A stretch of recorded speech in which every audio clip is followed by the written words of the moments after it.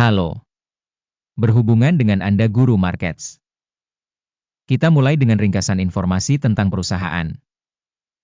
Sedikit lebih jauh, kita akan mempertimbangkan setiap parameter secara lebih rinci. Jika Anda tertarik, Anda dapat menjedanya.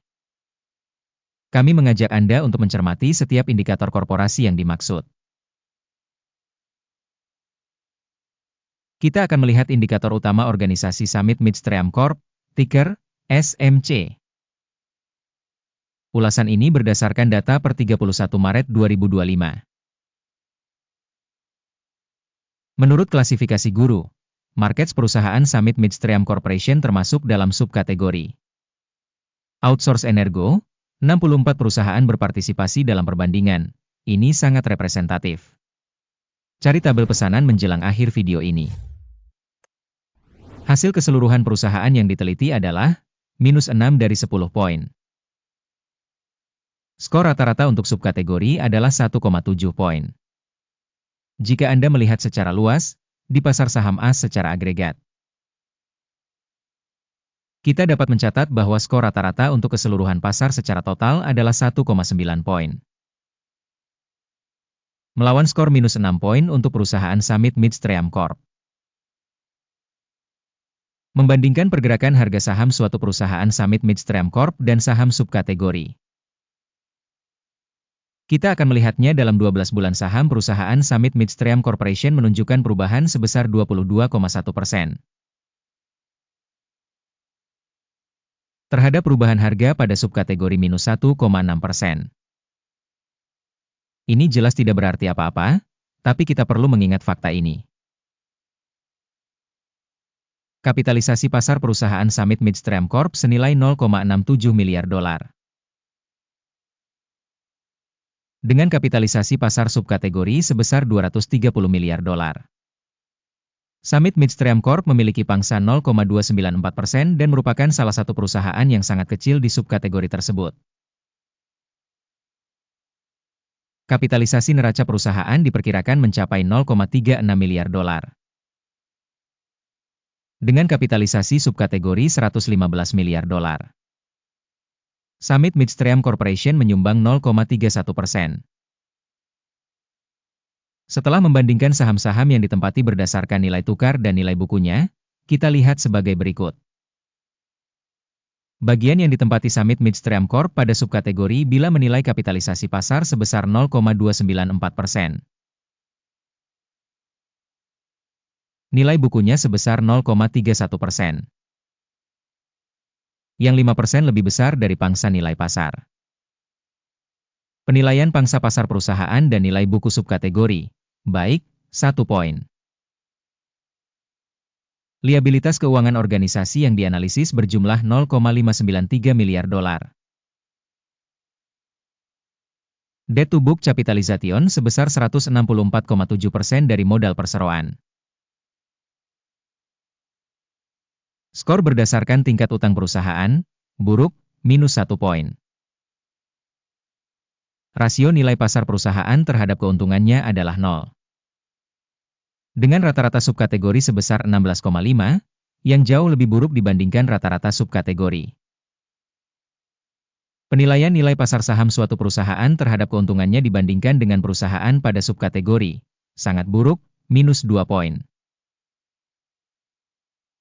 Keuntungan selama 12 bulan terakhir adalah -136 juta dolar. Proyeksi pendapatan untuk 12 bulan ke depan tidak diketahui. Ini buruk bagi prospek perusahaan. Penilaian indikator laba masa depan yang diharapkan dibandingkan dengan perusahaan dalam subkategori, buruk, -1 poin. Rasio nilai terhadap pendapatan perusahaan adalah 1,6. Rata-rata subkategori 160% lebih tinggi dibandingkan subkategori.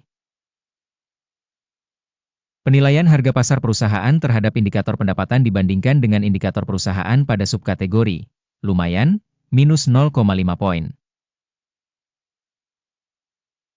Pendapatan selama 12 bulan terakhir adalah 430 juta dolar. Pendapatan ke depan untuk 12 bulan ke depan tidak diketahui. Yang buruk bagi prospek perusahaan. Penilaian indikator penjualan masa depan yang diharapkan dibandingkan dengan indikator perusahaan dalam subkategori buruk, minus 1 poin.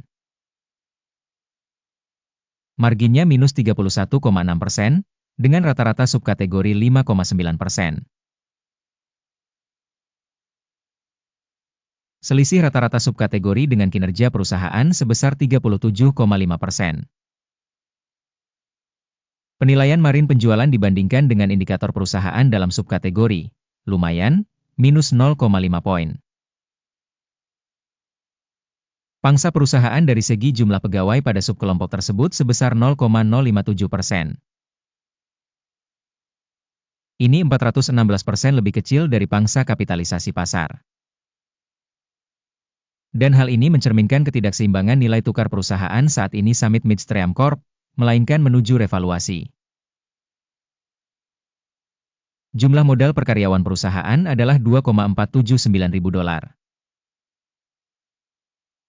Dan di subkategorinya ada Rp485.000. Selisih rata-rata subkategori dengan kinerja perusahaan sebesar 411,1%. Penilaian volume modal pasar perusahaan per karyawan dibandingkan dengan indikator perusahaan pada subkategori lumayan, 0 poin. Jumlah keuntungan per karyawan dikurangi $498,2 ribu. Dengan rata-rata untuk subkategori $29,3 ribu.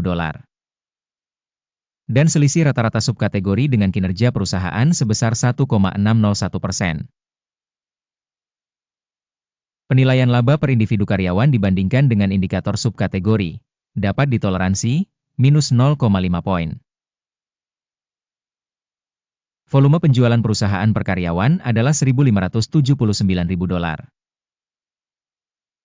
Menurut subkategori $493 ribu.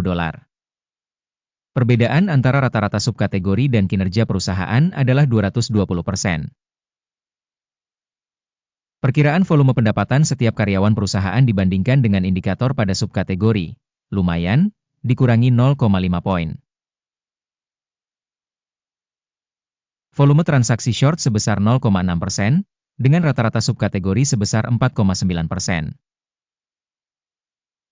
Ini adalah indikator pemerasan singkat. Indikator RSI 14 menunjukkan tingkat 29% untuk perusahaan Summit Midstream Corporation.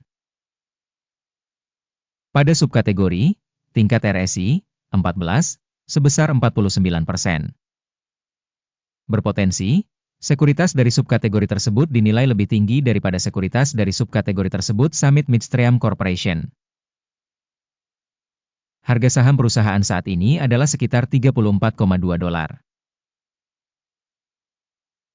Target harga konsensus untuk saham perusahaan adalah sekitar $21,99.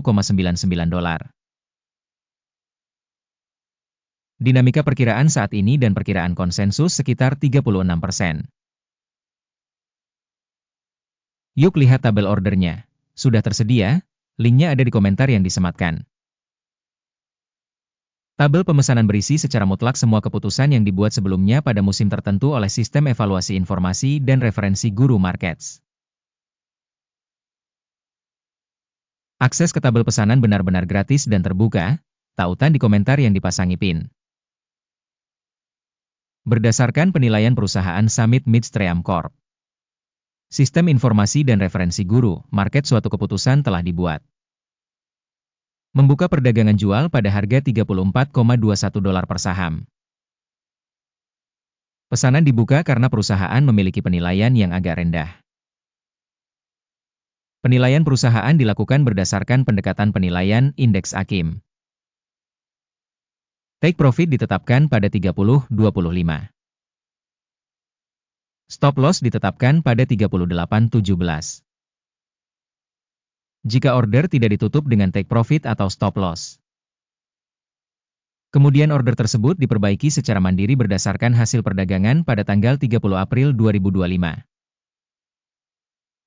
Atau pada hari kerja terakhir sebelum tanggal tersebut. Jantung, RES, akan menjadi pesanan pembelian utama. Video pesanan utama sudah dipublikasikan di saluran ini. Dalam hal penutupan salah satu pesanan, utama atau penyeimbang. Pesanan lain ditetapkan pada harga saat ini. Terima kasih banyak telah menonton video ini dan menggunakan sistem informasi dan bantuan dari Guru Markets.